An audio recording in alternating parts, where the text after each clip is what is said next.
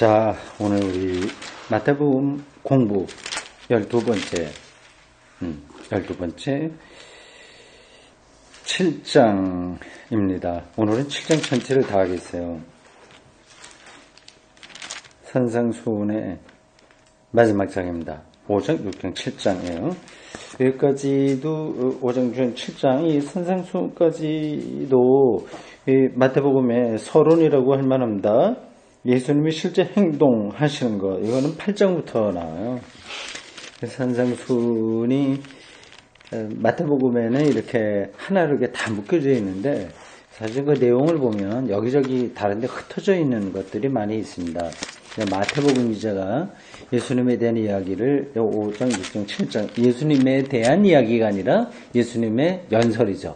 연설을 여기서 이제 이렇게 갖다 이렇게 수집해서 한쪽으로 모은 겁니다. 아주 유명한 산상수훈 이렇게 이야기합니다. 7장 1절부터 29절이에요. 그냥 눈으로 한번 보십시오. 그 소제목 나오죠? 1절부터는 비판하지 말라 이야기고 7절부터는 구하라. 아주 유명한 구절입니다. 정말 여기 7장에는 유명한 게 많이 나오네요. 13절에 보면 또 좁은 문에 대한 정말 유명한 거죠. 좁은 문.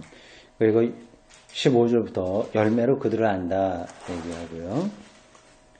28절과 29절은 그 전체를 마태복음만의 독특한 그 글쓰기 방식으로 어떤 특징적으로 그 예수님의 연설을 묘사한 겁니다.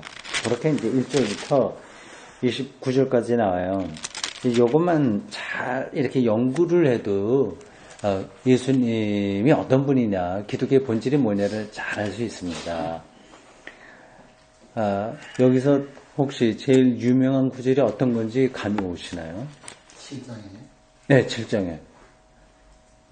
뭐 다 우리가 알고 있는 건데 그래도 이 교회 내외적으로 교회 안에서만이 아니라 교회 밖에서까지 아주 유명한 걸로 이렇게 일컬어지는 절이 있어요. 전하라, 사세라, 두드리라. 아, 그렇습니까? 그걸 좋아하시는가 보군요. 좋은 문으로 들어가요. 아, 좋은 문. 그것도 아주 유명한 구절이죠. 세상 사람들까지 알고 있는 건 구하라, 사세라, 두드리라. 네. 인용을 하지. 아, 그렇습니까?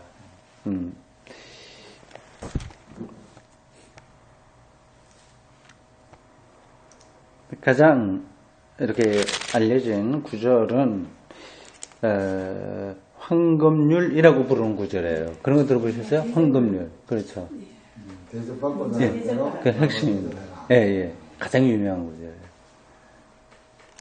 예, 황금률이라고 이렇게 일컬어지고 있습니다. 근데 그거 말고도 지금 여러분들이 여러 구절을 말씀하시는데 그만큼 이 마태복음 7장에는 잘 알려진 이야기들이 나오고 있는 거죠. 이 7장만 따로 연구를 한다면 여기에 나와 있는 것들이 어떻게 연결되는지, 그리고 또 이 성경 텍스트를 연구한다고 하는 게 다른 거하고도 또 비슷한 거예요. 어쨌든 문자에 대한 연구잖아요. 그 문자 글로 되어 있지 않습니까? 벌써 이게 2000년 전 이야기니까 우리 금방 알 수 있는 건 아니에요. 한 200년 전에 어떤 우리나라의 어떤 시인들, 그런 사람들이 글을 읽으려도 굉장히 좀 복잡하잖아요. 그 당시에 무슨 일이 있었는지 알아야 되고, 이 사람이 이 시를 시조죠, 시조.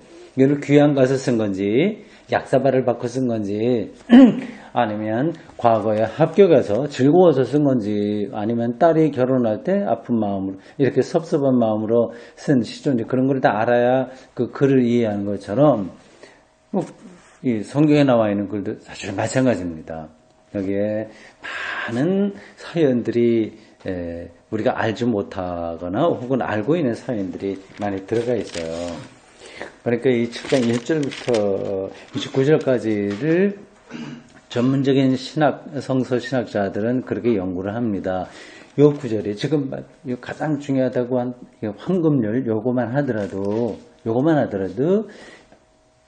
대접을 받고자 하는 대로 대접하라라고 하는 유명한 이 구절도 이 성경에만 딱 나와 있는 건 아니에요.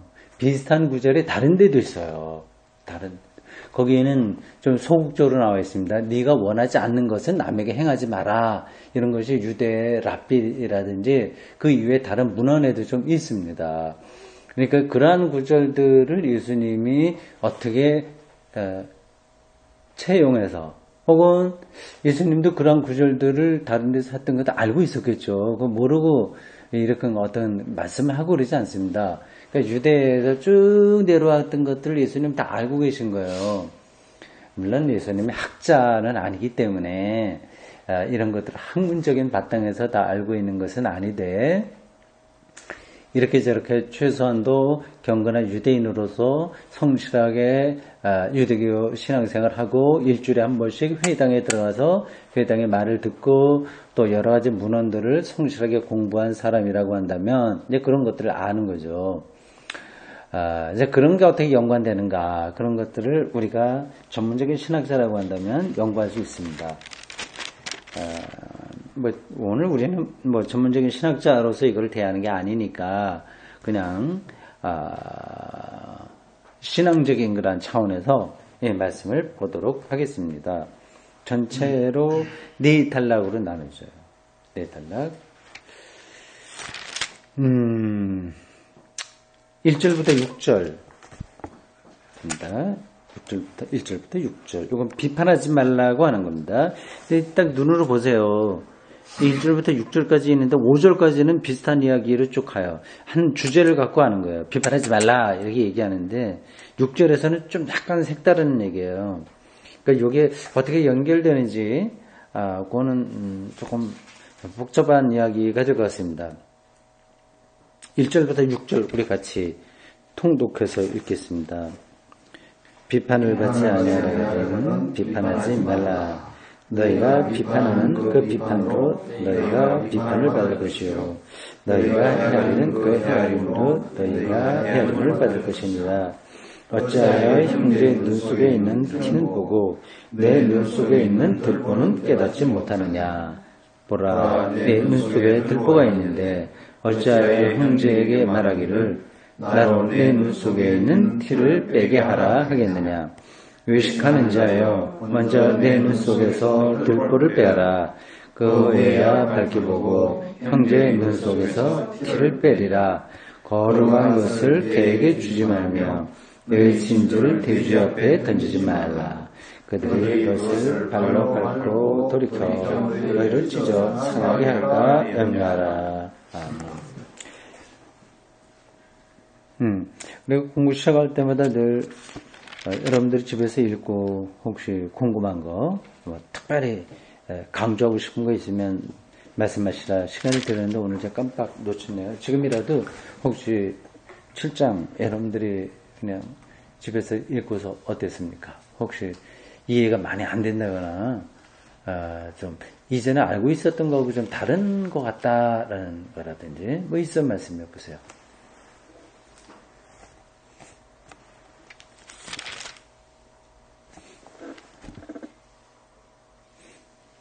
중요한 게 많이 나오는 거는 보이죠? 그죠? 아까 얘기한 대로 정말 오늘 중요한 공부입니다. 예. 아주 특별하게 중요한 장 7장입니다. 이게 뭐 거의 속담처럼 나오는 거예요. 눈 속에 들보가 있는데 뭐 형제에게 티를 빼라고 하냐. 이게 기본적인 삶의 태도가 잘못된 거죠. 그러니까 예수님은 저 사람이 얼마나 종교적인 의식을 잘하냐 아니냐 그거에 관심을 두지 않았습니다. 그게 중요한 게 아닌 거예요. 그러니까 기도를 얼마나 아주 멋지게 하냐, 찬송을 얼마나 그럴듯하게 하냐.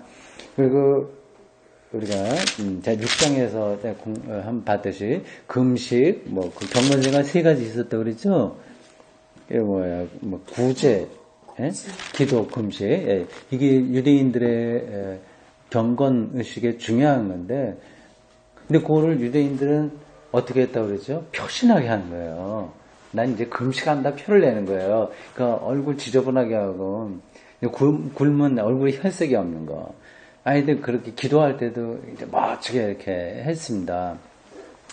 예수님은 그 경건 생활 자체를 부정한 게 아니라, 그보다 더 중요한 게 있는 거죠. 경건은 그 속에 마음을 담고 있어야 되는데 마음은 없이 겉으로 드러난 그러한 종교 의식에 떨어진 바리새인과 서기관들 그 당시에 유대교 전문가들의 이중성 그런 것들을 짚은 겁니다. 그러니까 여기서도 뭐 들보, 티 이런 거 있잖아요. 그러니까 자기가 절대적인 기준이 돼갖고 이제 상대방을 이제 기죽게 하고 뭐 비판하고 뭐 그런 식의 태도.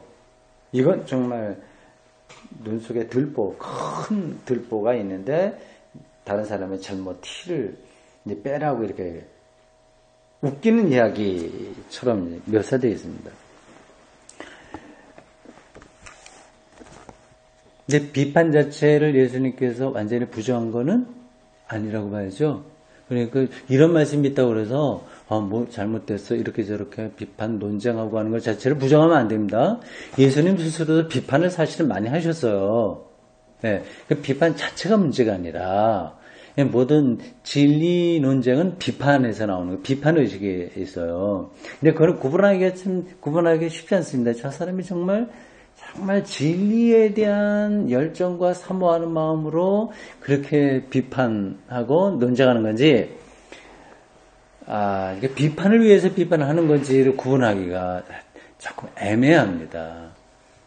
성령만 할 수 있는 건데, 그리고 또 조금 눈이 밝으면 그걸 알 수 있고요. 그리고 자기 자신을 아는 거죠. 교만한 상태에서 이렇게 하는 거하고 정말 진리에 대한 열정으로 하는 거하고는 이제 다릅니다. 그러니까 비판 자체를 부정하는 건 아니고 자기의 관점으로 교만한 상태에서 이렇게 저렇게 모든 것을 재단한다고 그래. 재단 이렇게 막 얘기하는 그런 건 잘못됐다 이렇게 말씀하셨습니다. 6절 보세요. 요거는 비판하고는 조금 다른 이야기네요. 개와 돼지예요. 이 개와 돼지의 공통점이 뭘까요? 개와 돼지의 공통점은 그렇게 어려운 질문 아니고 그냥 간단한 겁니다. 진짜 소중한 걸 모른다는 거 아니겠습니까? 개와 돼지. 네, 요 내용은 이제 그런 건데, 이건, 유대인들은 모든 생명체, 짐승, 물고기 이런 걸 볼 때, 거룩한 것과 뭘 구분했죠? 속된 것을 구분했습니다. 속된 거하고 거룩한 거. 이건, 그러니까 먹을 수 있는 거와 먹을 수 없는 짐승을 구분하는 거예요. 속된 그런 짐승은 먹으면 안 됩니다. 근데, 거룩한 짐승, 먹을 수 있는 거 거룩한 짐승이죠. 그러니까 개와 돼지는 뭐죠? 당연히 속된 거죠. 네. 그 기준은 아시죠? 근데 왜 유대 사람들이 짐승을 구분했을 때 그냥 하는 게 아니라 기준이 있는 거예요. 그렇죠. 두 가지를 하는 거. 이 짐승은 거룩한 걸로 생각을 해서 먹을 수 있었습니다. 두 가지가 말한 대로.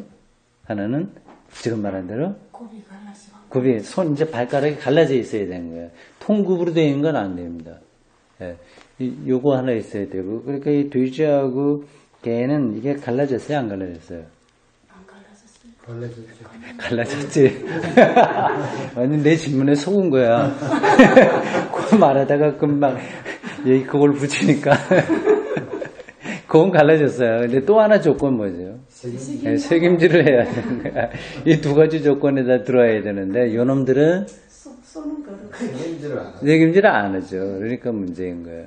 말은 책임질을 하되 발이 통굽이라서 안 돼요. 별거 아닙니다. 근데 여기 개와 돼지를 굳이 이제 이렇게 한 거는 유대인들이 볼 때 정한 짐승과 속된 짐승을 구분하는 그 기준에 따라서 이렇게 한 겁니다. 사실은 거룩한 것을 양에게 주지 말라 이렇게 해도 말은 되는 거예요. 그 짐승이 양이나 개나 그걸 갖다가 하나님의 말씀을 알아듣겠습니까? 그건 아닌데 그러니까 진주를 돼지 앞에 던져주나 아니면 소 앞에 던져주나 우습게 보기엔 다 우습게 보는 거죠. 그러나 여기는 유대인들의 정한 짐승과 속된 짐승 그거를 배경에 놓고 이렇게 하신 말씀입니다. 근데 이 의미는 뭐 여러분들이 다 아실 거예요. 이건 이방인들처럼 하나님의 말씀을 근본적으로 냉소적으로 생각하는 사람들에게는 아예 복음을 전하지 말라. 이렇게 아주 엄격하게 이야기한 거예요. 그러니까 요거는 유대 기독교 공동체에서 나온 관점이라고 할 수 있습니다. 그러니까 이방인 기독교 공동체에서는 이방인들에게도 적극적으로 그렇게 하는데 유대 공동체에서는 이방인들을 영 못마땅하게 생각했으니까 뭐 이러한 이야기가 나올 수 있는 거죠. 그러니까 요 말씀 거룩한 것은 개에게 혹은 뭐 진주를 돼지에게 요 말씀은 예수님이 직접 하셨다기보다도 그 교회 공동체에서 예수님의 말씀으로 그렇게 이해된 그렇게 전해져 내려온 이 말씀으로 생각할 수 있습니다. 자, 그렇게 됐고요. 그 다음에 여러분들이 좋아하시는 대목 구하라. 다 준다. 뭐 이거 7절부터 12절까지입니다. 참고적으로 이 문장이 헬라어로 보면 구하라 여기까지는 이렇게 능동으로 되어 있는 거예요. 명령문이죠. 구하라. 그러면 너희에게 주실 것이요. 너희에게 주실 것이요. 이렇게 됐는데 이게 이 문장만 오면은 능동이에요. 하나님께서 하실 것이다. 그러니까 의역을 해서 이렇게 한 거지. 원래는 수동태라고 합니다. 너희가 받을 것이다. 그런 뜻이라고 합니다. 제가 그 헬라어를 정확하게 좀 확인하지 못하고 왔어요. 주석만 좀 봤는데 거기서 그렇게 이야기합니다. 그게 크게 중요한 건 아니지만 그런 특징, 유대인들 글쓰기의 특징이라고 합니다. 그게. 이제 구하는 거예요. 간구라고도 하고 청원이라고도 하고요. 보통 우리가 기도를 얘기할 때 일반적인 형태를 가리킵니다. 기도도 여러 가지 종류가 있잖아요. 간구, 또 중보, 기도, 등등등등 몇 가지 종류를 나눕니다. 여기 이제 간구하는 거, 청원하는 거, 나에게 뭐 해주십시오. 그런 겁니다. 여기 보면 그것이 정당하다. 그게 이상한 거 아니다. 그 얘기하는 거죠. 우리 일상에 대한 하나님의 이렇게 돌보심을 위한 기도라고 할 수 있습니다. 자기 자식이 취업 잘 되게 해달라고 하는 기도, 이거 괜찮아요. 이건 당연히 해야 됩니다. 그건 소박한 그런 마음을 담고 하나님께 드릴 수 있는 기도입니다. 누가 아플 때, 가족이 아플 때 치유를 위해서 기도하는 건 당연합니다. 지금 요 대목에서 이 간구의 정당성을 일단 말하는 거예요. 그건 옳은 거다. 잘못된 건 아니다. 하나이고요.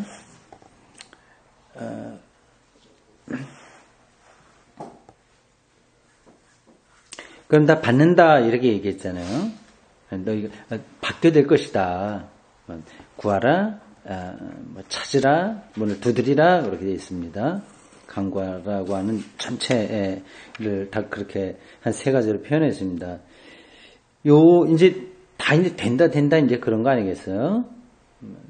그렇게 강조를 3번씩이나 되어 있는데, 이걸 문자적으로 이해를 해서 정말 내가 간구하면 모든 것이 다 된다 이렇게 생각하진 않겠죠? 그건 아니죠, 당연하게. 그렇게 되지도 않고요.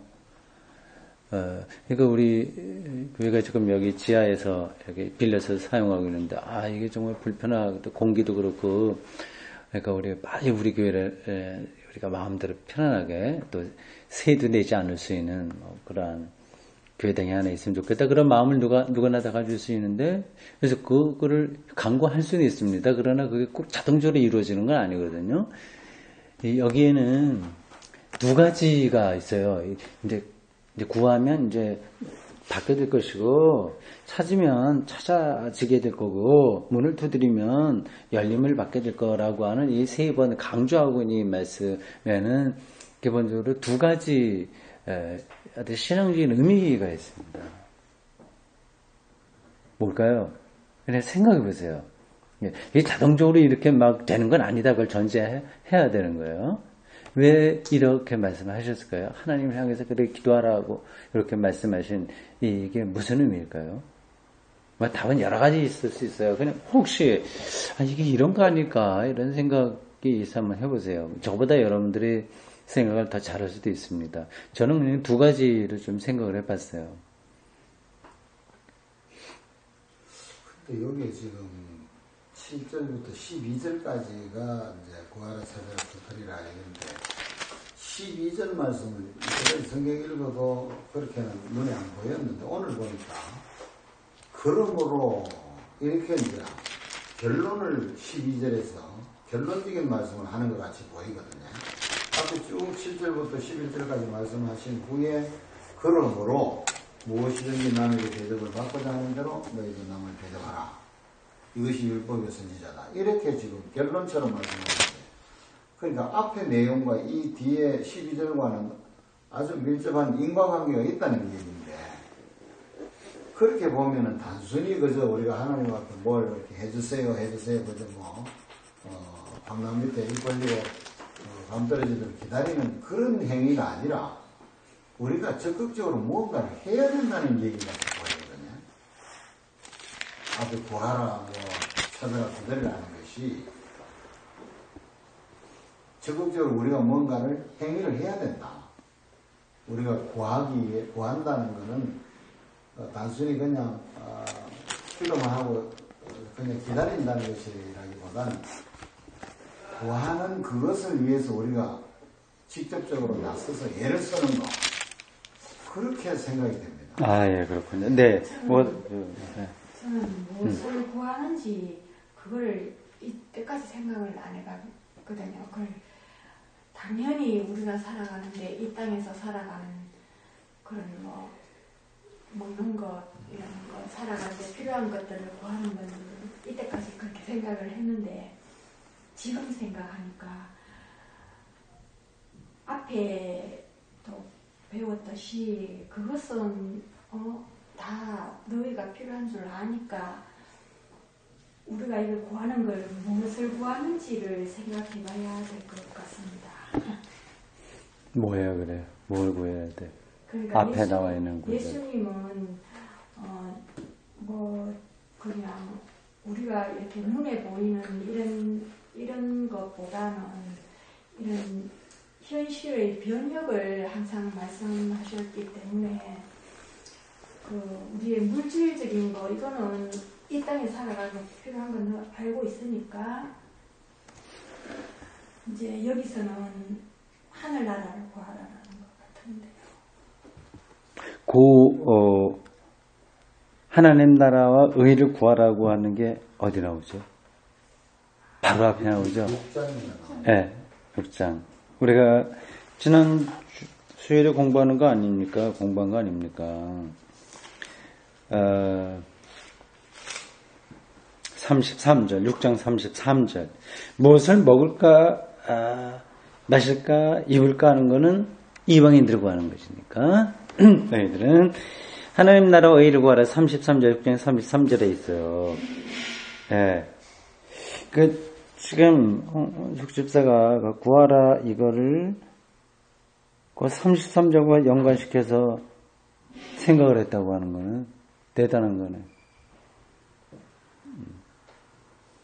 하나님 나라를 구하라라고 하는 게 여기서 딱 생각이 났단 말이죠. 네, 좋은 거예요. 그런 거를 전제하고 그럼에도 불구하고 우리 일상에 대한 강구 이거는 의미 없는 게 아닙니다. 주기도문에서도 그런 비슷한 기도를 예수님이 가르쳐 주셨죠. 우리 일상의 내용에 뭐죠? 일용할 양식이라고 하는 거예요. 네, 그런 기도가 잘못된 것은 아닙니다. 앞으로 정원희 집사 얘기한 것은 두루두 다 말씀한 걸 연결해서 두 가지로 좀 정리를 하면 하나님 나라를 구하라고 하는 것도 다 포함시켜서요. 굉장히 포괄적인 의미가 여기 있는 거네요.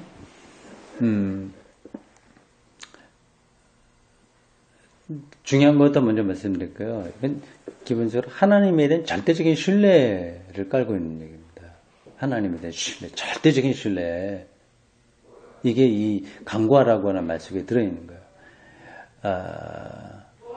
그러니까 하나님 나라를 구하는 것도 하나님에 대한 절대적인 신뢰가 있기 때문에 그 방식으로 내 삶이 풍요로워진다고 하는 사실을 알기 때문에 하는 거예요.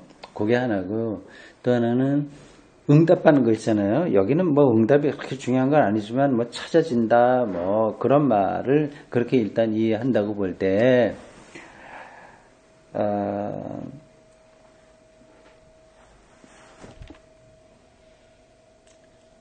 그러니까 모든 것 어떤 결과가 됐든지 그것은 다 하나님이 우리에게 이루어 주신 것이라고 하는 시각인 거죠. 그게 전제될 때 구하면 이제 받게 되고 이렇게 찾으면 찾게 되고 문을 두드리면 열리게 된다. 그러한 말씀이 정당성을 갖게 되는 거죠. 그러니까 내 자식을 위해서 기도한다고 할 때 뭐 좋은 취업해달라고 기도했는데 이게 되든지 안 되든지 그것이 다 하나님의 응답으로 우리에게 올 수가 있는 거예요. 그 시각을 갖기만 하면, 하나님에 대한 절대적인 신뢰가 있기만 하다면 우리에게 어떠한 일들이 벌어진다고 하더라도 그건 하나님이 주신 거고 우리가 찾은 거고 문이 열린 거라고 하는 겁니다.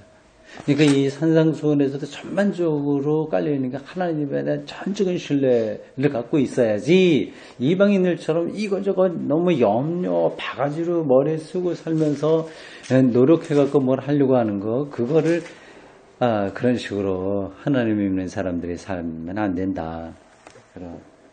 그렇게 생각할 수 있습니다. 그러니까 황금률 아까 말씀하신 12절이요. 그것도 이제 그런 시각에서 우리가 이렇게 자동적으로 살게 되는 거죠. 그러니까 하나님에 대한 절대적인 신뢰가 있는 사람이 이 땅에서 아주 구체적으로 살아갈 때 살아가는 삶의 태도로서 이러한 황금률을 준 겁니다. 황금률이라고 하는 건 말 자체가 율법이에요. 사실 율이 들어갔어요. 황금률 법인데 이거는 일반적인 법은 아닌 거예요. 일반적인 율법은 아니에요. 왜 그런 줄 아시죠? 일반적인 율법 개념은 뭐예요? 그걸 해서 내 업적을 사는 겁니다. 그래서 내가 하나님께 인정받는 거예요. 이걸 구제하든지 기도하든지 뭐 하든지 그거는 율법의 개념은 기본적으로 내가 자기의 의를 삼으로써 하나님의 인정을 받는다고 하는 건데, 이 황금률은 전혀 그거하고는 차원이 다른 겁니다. 이걸 해서 내가 하나님께 인정받는다가 아니라 하나님을 절대적으로 신뢰하는 사람에게서 나오는 자연스러운 삶의 태도가 되는 거죠. 예, 요거를 중심으로 설교를 하려면 얼마든지 할 수 있을 거예요. 황금, 남의 대접, 받고자 하는 대로 대접하라. 이게, 그러나 그것을 하나 율법적인 차원으로 생각하지 말고요. 하나님에 대한 절대적인 신뢰의 차원에서 봐라. 그렇게 말씀드리고 싶습니다. 자, 됐고, 그 다음에 13절에서 23절까지 이게 세 번째 단락입니다. 이건 제자직의 위기예요. 어느 성소 주석에 그런 소제목을 달았더군요. 13절에서 23절까지 제자직의 위기. 요거 산상수훈이 전체적으로 누구를 향한 말씀으로 나오죠? 제자들이에요. 네, 그 제자들입니다. 5장 1절 보세요. 그러니까 일반적인 사람에게 한 얘기는 아니에요. 이게 일반적으로 산 사람들이 이 방식대로 살 수가 없습니다. 소수의 제자들입니다. 5장 1절 보면 이렇습니다.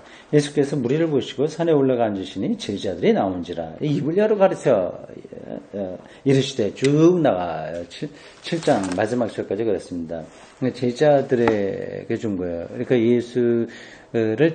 예수를 따름으로써 자기 인생을 살겠다고 결단한 사람들에게 주어진 그런 말씀입니다.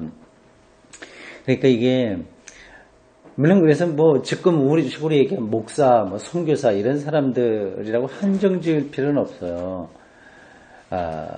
이건 정말 예수님이 제자로서 살겠다고 하는 결단을 사람들에게 주시는 말씀이라서 일반 신자라고 하더라도 당연히 이 말씀을 자기에게 해당된 것으로 볼 수 있고, 다만 모든 사람들에게 이 말씀이 와 닿지는 않는다고 하는 겁니다.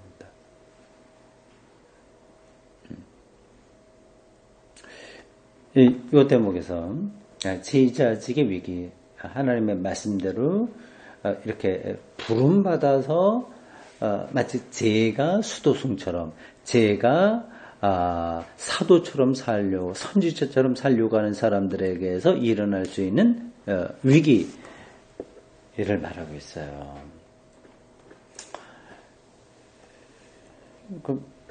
작게 몇 가지만 좀 간단히 나눠보겠습니다. 좁은 문 이야기가 나오네요. 좁은 문으로 들어가라. 좁은 문으로 들어가라. 일부러 고생해라. 이제 그런 뜻은 아닙니다. 이 좁은 문과 생명의 문, 이렇게 연결되어 있습니다. 좁은 문,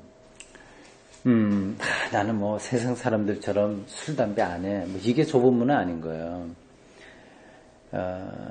그런 율법적인, 그런 차원이 아니라, 이건 더 영적인, 근원적인 차원의 문제입니다. 예수를 따라 산다는 것 자체가 사실은, 좁은 문이고 생명의 문이죠. 이걸 이렇게 설명하면 어떨까요? 그러니까 평생을 예수 제자로서의 긴장감을 갖고 사는 거, 이게 좁은 문이죠, 사실은요.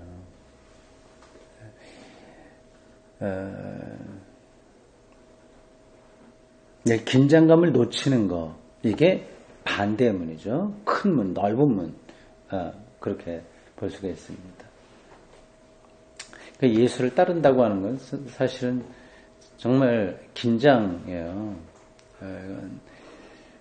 어떤 교회의 틀에 딱 들어와서 세련되게 잘하는 거, 이런 정도가 아니라 뭐가 생명이냐, 뭐가 구원이냐, 뭐가 하나님 나라냐, 내가 의로워졌다고 하는 게 뭐냐, 우리가 늘 관심 갖고 있는 그런 모든 문제들에 대해서 그냥 딱 적혀진 공식적인 대답만 갖고 있는 게 아니라 아주 실존적으로 자기의 삶에서 부둥켜 안고 긴장하는 그런 삶이라고 할 수 있습니다. 그러니까 이걸 다른 말로 바꾸면 수행적이라고 하는 거예요. 수행적이다. 구도적이다. 근데 그건 구도와 수행이라고 하는 거는 뭐예요? 그건 영적인 긴장감을 갖고 있는다고 하거든요. 이게 되게 그렇게 살지를 않습니다. 기독교인들도 그렇게 살지를 않아요. 기껏해야 교회 형식에 따라서 하는 건데,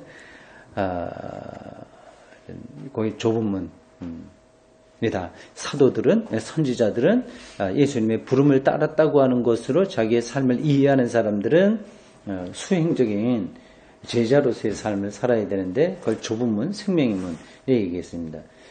근데 이게 조금 긴장을 하고 수행적으로 사는 게 좀 약간 불편하긴 한데, 불편하다기보다도 하여튼 신경을 써야 되니까요. 뭔가 긴장한다는 거는 생각한다는 거 아니겠어요? 그냥 막 자동적으로 되는 게 아니라, 그렇기 때문에 조금 신경을 쓰기는 써도 이게 생명의 일인 거죠. 왜 생명의 일이에요? 그러한 방식으로 가야 생명 아닌 것들로부터 어떻게 돼요? 해방되는 거니까. 예. 그 사람의 어떤 영적인 내공에 따라서 이 해방이라고 하는 것을 다르게 경험합니다.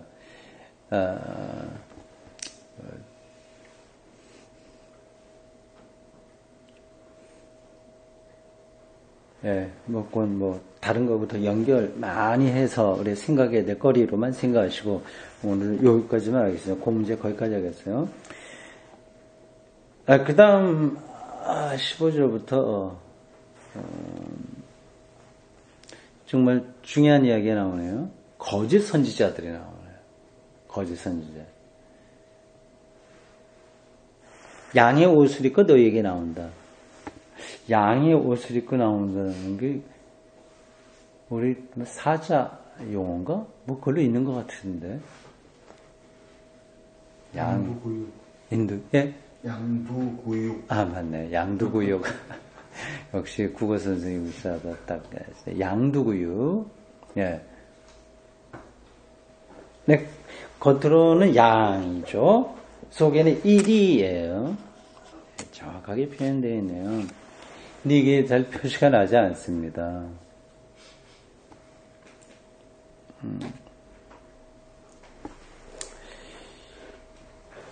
근데 그걸 어떻게 한다고 그랬어요? 본문에서는 열매로 한다. 근데 열매도 사실은 이 나무 비유를 한 거예요. 그러니까 사과나무는 당연히 사과를 맺고 엉겅퀴나무는 엉겅퀴를 맺는다. 무화과를 딸 수 없다. 가시나무에서 포도를 딸 수 없다. 이렇게 비유적으로 설명했습니다. 나무를 비유로 다 그림으로 우리가 이해할 수 있도록 잘 설명했어요. 그런데 실제로는 이단 보일까요? 실제 삶에서는 이게 잘 안 보여요. 저 목사가 정말 어떤 열매를 맺는지 그게 다 보이나요? 잘 안 보입니다. 목사만이 아니라 일반 다른 사람들도 마찬가지죠. 그러나 원칙, 아주 근원적인 데서는 맞는 거예요. 그거를 조금 학문적인 용어로 설명하는 걸 이해하십시오. 이게 존재와 행위의 관계인 거예요. 존재와 행위. 그 사람의 존재가 새로워지는 것이 우선이냐, 아니면 행위를 보고 그걸 알 수 있느냐 하는 이 상호적인 관계를 말하고 있습니다. 존재론적으로는 존재가 우선하는 거예요. 인식론적으로는 뭐가 우선해요? 행위가 우선하는 거예요. 인식은 본다고 하는 거예요. 그러니까 그건 존재는 안 보이니까, 그러니까 행위로 아는 거예요. 그 우리 기독교에서 적절한 용어로 말하면 그 존재의 변화를 바울식으로 얘기하면 새로운 피조물이라고 하는 거예요. 새로운 피조물. 존재가 바뀌었다고 하는 거를 새로운 피조물이라고 표현하는 거예요. 예수 믿고 존재가 새로워졌다고 하는 거예요. 근데 그 존재는 눈에 보이지 않아요. 왜냐하면 이거는 내가 노력해서 얻은 게 아니라 하나님에게 인정한 거기 때문에 너는 의로워 예수 믿음으로써 제가 그냥 편하게 얘기하는 겁니다. 칭의론적인 차원에서 하나님으로부터 의롭다고 인정받는 게 눈에 보이는 게 아닌 거예요. 그러나 그것은 아주 근원적인 인간의 변화라고 하는 점에서 바울은 새로운 피조물 이렇게 얘기했습니다. 그건 여러분들이 확신해야 돼요. 확신하고 있어야 됩니다. 뭐 교만한 차원에서의 확신이 아니라 아주 겸손한 차원에서의 확신인 거예요. 이거는 내가 업적, 율법 이런 걸 통해서 구제와 기도를 많이 해서가 아니라 예수님을 믿음으로써 하나님의 의롭다고 인정한다고 하는 사실, 여기 이게 이제 기독교의 핵심이기 때문에 그걸 여러분들이 더 분명히 이해를 하셔야 돼요. 그렇게 되면 이게 다른 거하고 다 연관되는 건데 정말 그런 사람은 겸손하게 됩니다.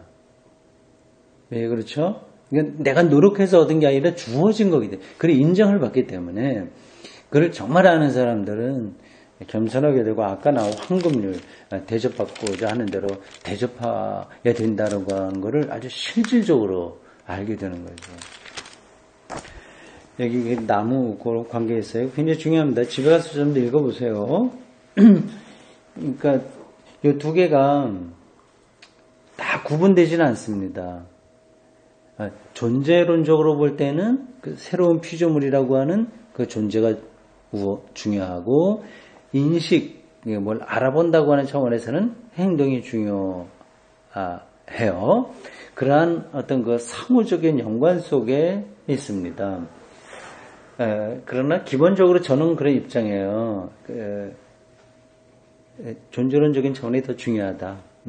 그 존재가 새로워져야 그에게서 나오는 열매도 당연히 좋은 열매다. 저는 그런 입장입니다. 그러니까 인식론적인 입장보다도 존재론적인 입장을 저는 더 중요하게 생각을 하고 있습니다. 여기 거짓 선지자들에 대한 설명이 뒤에 쭉 나오고 있습니다. 선지자 21절 보세요. 주여 주여 하는 자 나오네요. 이거는 선지자만이 아니라 우리 일반 신자 기독교인의 삶을 보세요. 또 유대인들의 어떤 기도하고 있는 그런 모습까지도 포함되는 겁니다. 그러니까 주여 주여 이렇게 부르짖는 사람이 아니라 그런 사람이 천국에 가는 게 아니라 아버지의 뜻대로 행하는 자라야 한다. 그래서 이거를 또 행위가 중요하다 그렇게 생각하시면 안 돼요. 아까 황금률에도 대접받고자 하는 대접하라. 이것도 행위로 생각하셔야 안 됩니다. 하나님에 대한 절대적인 신뢰로 새로운 피조물이 된 사람의 삶의 태도를 가리키는 거지 다시 율법으로 돌아가는 것은 복음에서 있을 수가 없어요. 그 주여 주여 이렇게 막 종교적인 열정을 내는 사람이라기 아니라 새로운 존재로서 당연하게 사과나무가 사과 열매를 맺듯이 그게 계속 연결되어 있는 그런 사람이어야 된다 얘기하고 있습니다. 22절에 계속해서 그 이야기 반복이에요. 주의 이름으로 선지자 노릇했고 주의 이름은 귀신 쫓아냈고 주의 이름으로 많은 권능을 행했다 이렇게 떠벌리는데 그거 중요하지 않다고 얘기합니다. 근데 사람들이 이런 일에 혹하죠.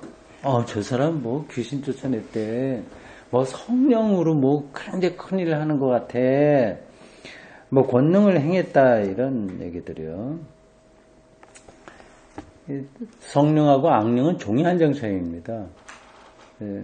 악한 영도 얼마든지 그러한 능력을 나타내는 거예요.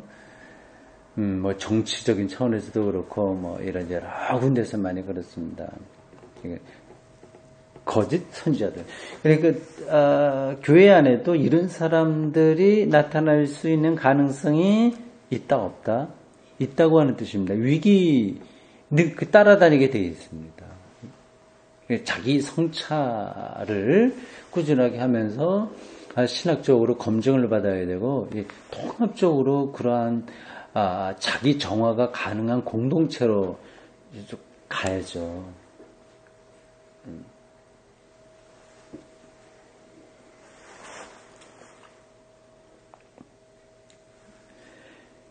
마지막 24절에서 29절입니다. 여기까지 같이 한번 읽겠습니다.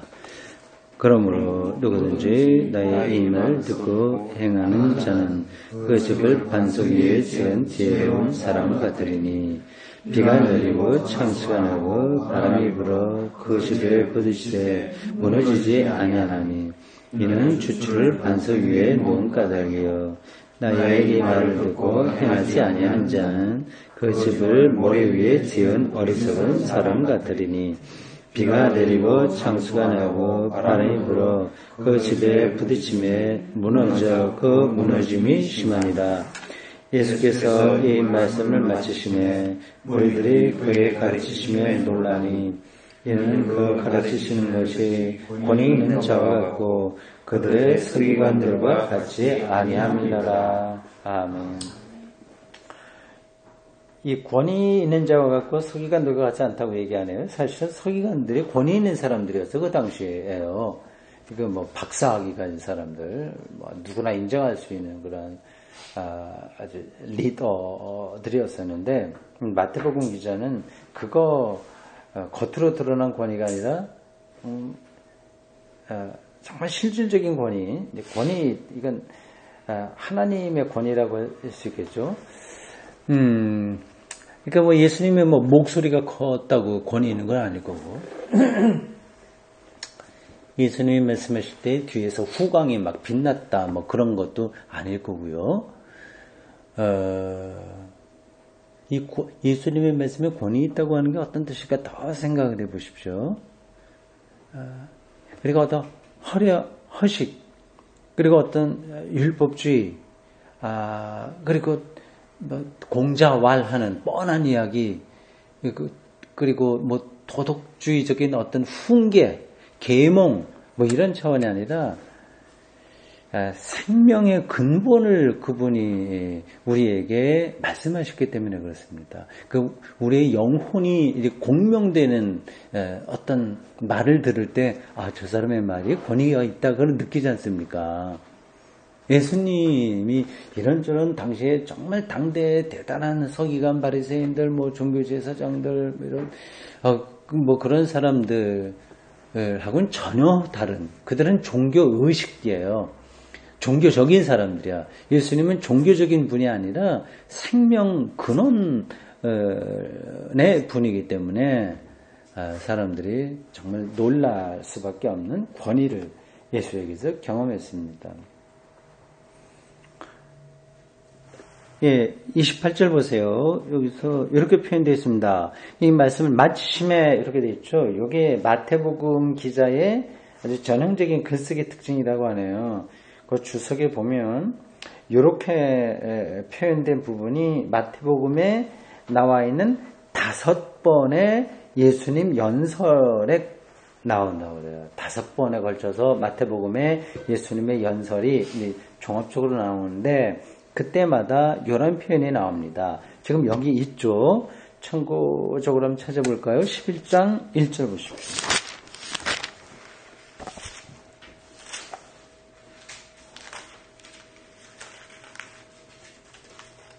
예수께서 12제자에게 명하기를 마치시고, 이거 독특한 표현이에요.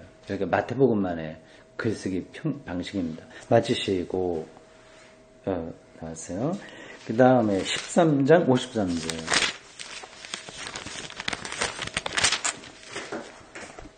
이거를 쭉 예수님이 비유를 하신 다음에 이렇게 되어 있습니다. 예수께서 이 모든 비유를 마치신 후에 그것을 떠나사. 재밌죠? 마태복음 기자의 글쓰기 방식입니다. 13장 됐고 그 다음에 19장 1절.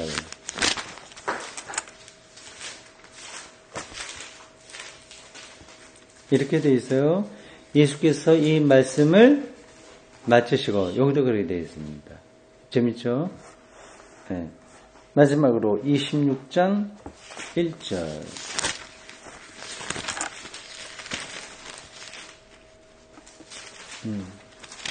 여기다 앞에서 예수님이 하나님 나라 비유를 쭉 하고요. 그 종말에 대한 이야기 하고요.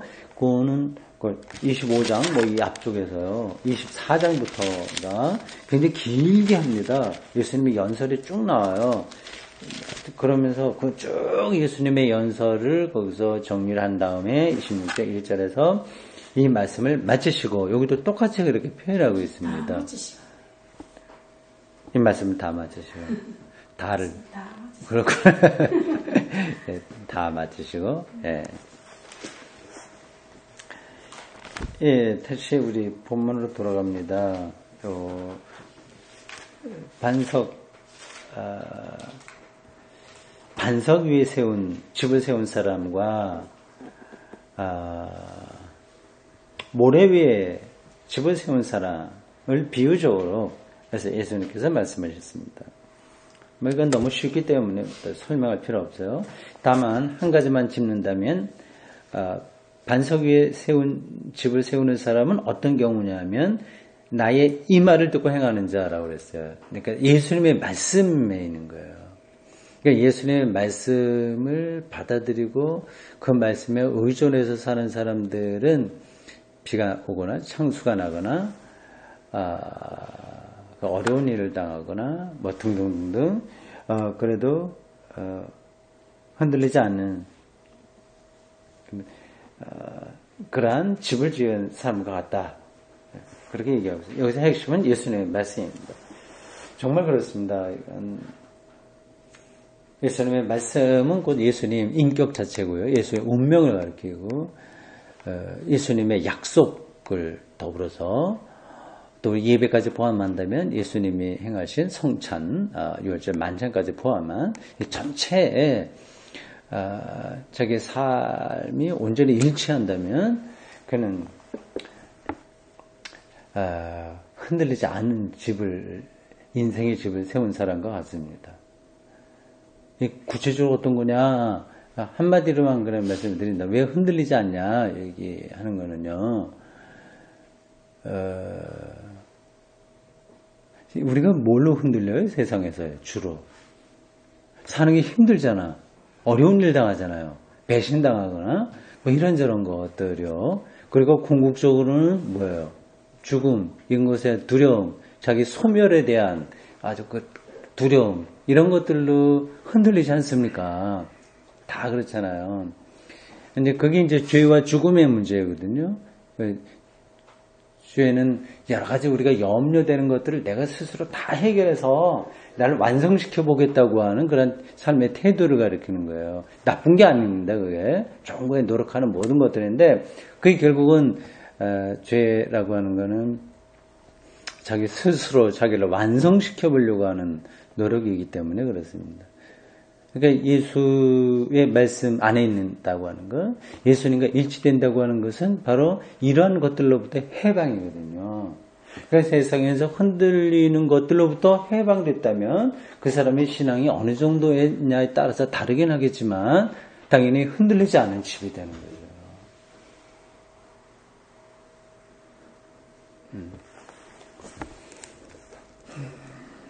오늘 아주 마태복음 산상수훈의 마지막 장을 우리가 공부를 잘했습니다. 네. 그 앞에 할 때는 안 나오고 요거 마지막 장 할 때마다 딱 나와서 공부하는 것도 정말 지혜로운 1시간 투자해갖고 몽땅 다 산상수훈의 알짜배기 그런 거 아닐까 그런 생각도 좀 들어요. 네, 저도 여기 공부하고 준비하면서 이거 새롭게 느껴졌습니다. 물론 내가 얼마나 많이 이런 이야기를 했겠습니까만 목사로 살았기 때문에 그러나 읽을 때마다 이게 내 삶에서 새롭게 와닿으니까 참 목사로 사는 게 그런 점에서는 행복한 게 아닐까 이런 생각도 합니다. 우리 여기까지 하고 질문할 거는 우리 차 한잔 하면서 더 하도록 하겠습니다. 기도하겠습니다.